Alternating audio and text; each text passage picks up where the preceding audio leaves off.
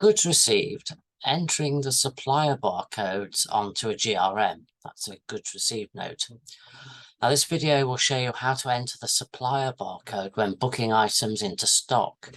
This barcode may then be used when booking items from stock to a contract.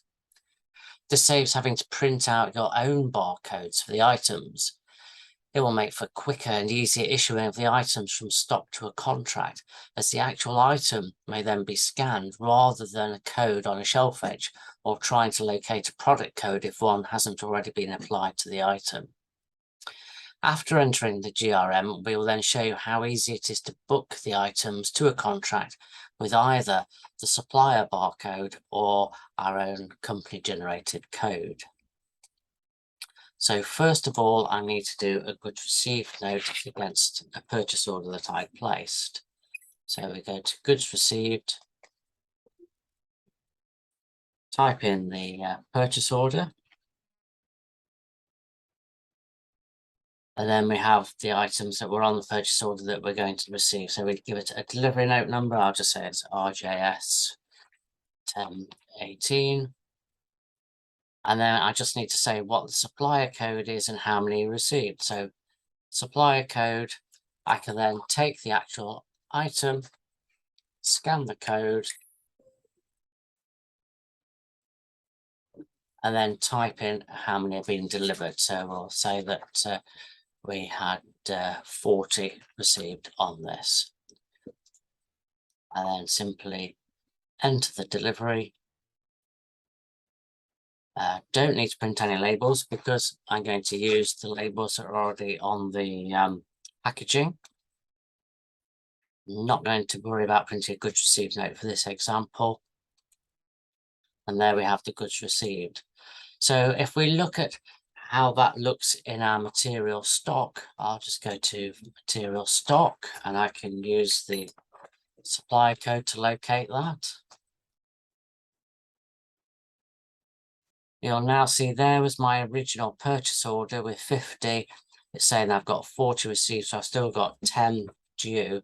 But then you can see here available to use on stock from purchase order 227. You can see I've now got 40 and with a supplier code.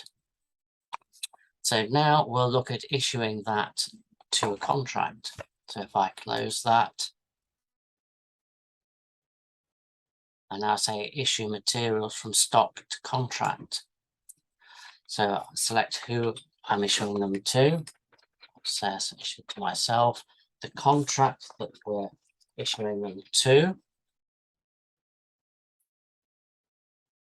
and then the stock product code that we're going to issue to this. So I'm going to use the supplier code first of all.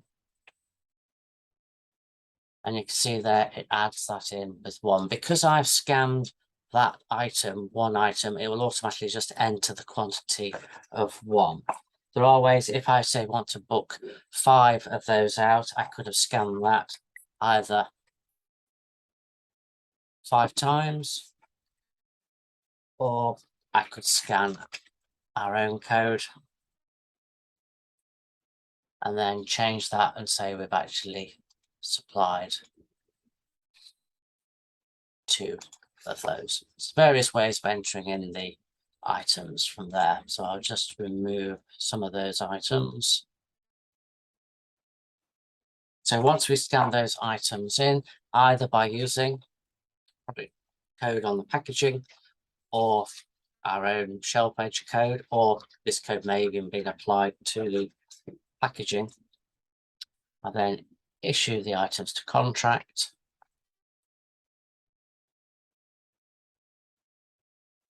It will then produce a transaction sheet, which I won't worry about printing out for now, although I'll probably show you that from there if I just move the screen to here.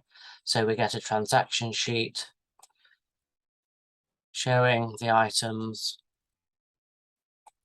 that we've supplied.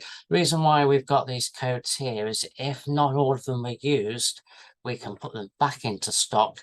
Whoever's returning them will just say how many have been returned on which entry, and we can simply scan that code and it will put them back into stock for us.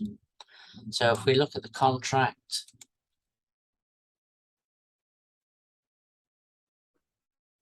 which was contract 189, it was item 4 that we booked the items to.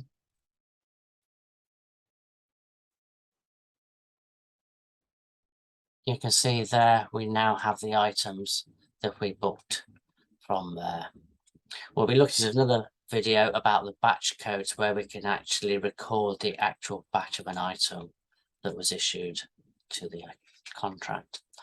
And that's all there is to entering your items from stock, either using the product code that was on by the supplier or by using our own product code.